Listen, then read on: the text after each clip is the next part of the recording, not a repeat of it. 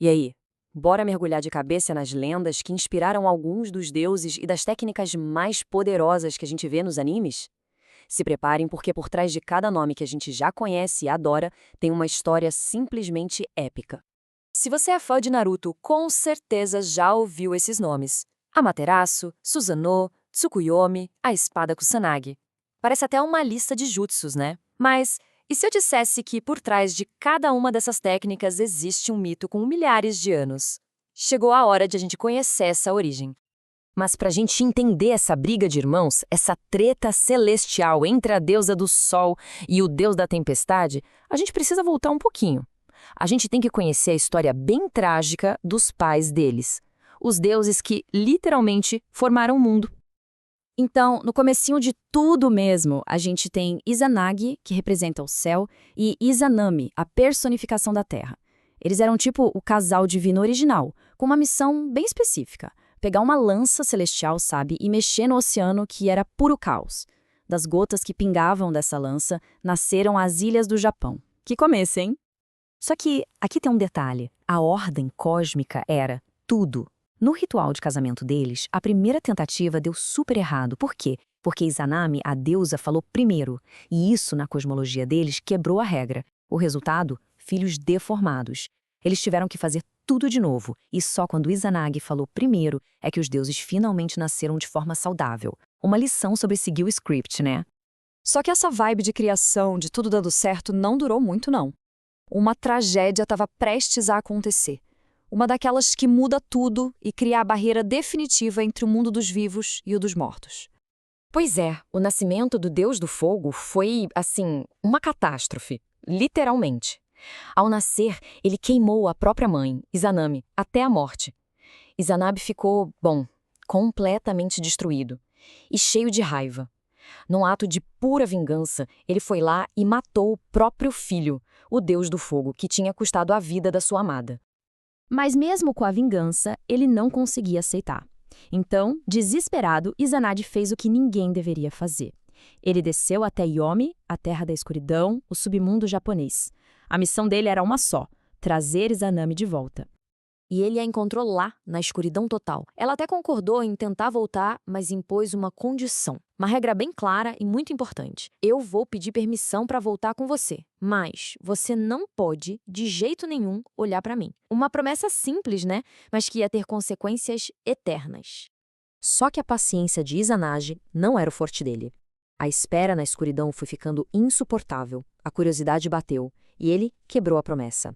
Ele acendeu uma tocha e ele olhou. O que ele viu foi puro terror. O corpo da sua linda esposa já estava em decomposição, todo consumido. Apavorado, ele saiu correndo de lá e selou a entrada do submundo com uma pedra gigante.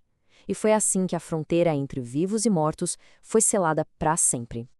Bom, depois de voltar do submundo, Izanagi estava, digamos, impuro, contaminado pela energia da morte de Yomi. Ele precisava se limpar. E é desse ritual de purificação, desse banho, que nascem os 3 deuses mais importantes da mitologia japonesa e os protagonistas da nossa história. Para tirar toda aquela impureza de Yomi, Izanagi foi tomar um banho num rio. Só que não era um banho qualquer, né? Esse ritual de purificação foi um ato de criação poderoso. Foi dali que surgiram as 3 divindades mais famosas e importantes do panteão japonês. Olha que interessante, quando ele lavou o olho esquerdo, nasceu Amaterasu, a deusa do sol. Radiante e cheia de luz, ela se tornou a governante dos céus e o símbolo da ordem e da vida. Aí, ele lavou o olho direito. E de lá surgiu Tsukuyomi, o deus da lua. Mais calmo, sereno, o governante da noite. E aí, galera de Naruto? Esse nome soa familiar de novo, né? Pois é. E para fechar, quando ele lavou o nariz, nasceu Susanoo, o deus das tempestades e do mar. Impulsivo, caótico, imprevisível. Ele era, para resumir, o filho problema da família, aquele que chega para causar. E como era de se esperar, a paz entre os 3 irmãos não durou nada. A personalidade, digamos, explosiva do Susanoo logo colocou ele em rota de colisão direta com a irmã dele, a Amaterasu. O Susanoo simplesmente não tinha limites. Ele bagunçou os céus, destruiu os campos de arroz sagrados da irmã, desrespeitou tudo. A Amaterasu ficou tão, mas tão revoltada e triste com o comportamento dele que fez algo drástico. Se trancou numa caverna celestial. E com a deusa do sol escondida, o mundo inteiro mergulhou numa escuridão total. Imagina o caos, o mundo no escuro. Os outros deuses ficaram desesperados e tiveram que bolar um plano. Eles sabiam que a Amaterasu era curiosa. Então organizaram uma festa super barulhenta do lado de fora da caverna. Ela não resistiu, deu uma espiadinha para ver qual era da festa e, nesse momento, os deuses a puxaram para fora. A luz voltou para o mundo. Mas para o Susanoo, bom, para ele a festa acabou. A punição foi o exílio do reino dos deuses. Expulso dos céus e jogado na terra, o deus rebelde ia ter uma chance de se redimir. A sua jornada de punição estava prestes a se transformar num dos maiores contos de herói do Japão. Lá na terra, durante seu exílio, Susanoo encontrou um casal de idosos chorando. Eles estavam sendo aterrorizados por um monstro horrível, a Yamata no Orochi, uma serpente gigante com 8 cabeças e 8 caudas. Esse monstro já tinha devorado 7 das suas filhas, uma por ano, e agora estava voltando para pegar a 8ª e última. Mas aqui o Susanoo mostrou que ele não era só um brutamontes. Ele agiu como um verdadeiro herói de shonen, sabe? Usando a cabeça. Ele bolou um plano genial. Mandou preparar 8 barris gigantes de saquê, daquele bem forte, colocou um barril na frente de cada cabeça da serpente. O bicho, claro, não resistiu. Bebeu tudo, ficou completamente bêbado e caiu. Vulnerável.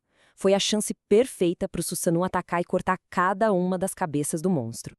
E o que ele ganhou com isso? Uma recompensa lendária. Dentro de uma das caudas da serpente, ele encontrou uma espada incrível, a Kusanagi no Tsurugi. É, exatamente essa espada. A mesma que a gente vê nas mãos do Orochimaru e do Sasuke em Naruto. A origem tá toda aqui. Fica claro, né? Essas histórias são muito mais do que só contos de aventura. Elas são a base da cultura japonesa. A fuga do Izanagi do submundo, por exemplo, define a separação entre vida e morte. A Amaterasu se escondendo na caverna mostra o quanto o sol é essencial para a vida. E a vitória do Susanoo contra o Orochi cria um elo direto entre os deuses e a família imperial do Japão, já que a espada Kusanagi se tornou um dos 3 tesouros sagrados do país. Então vamos só amarrar as pontas para ficar bem claro. As chamas negras do Itachi que nunca se apagam, Amaterasu. Aqueles avatares gigantes de chakra do clã Uchiha, Susanoo. O genjutsu mais poderoso de todos, Tsukuyomi. A espada Kusanagi, o monstro de 8 cabeças do Orochimaru.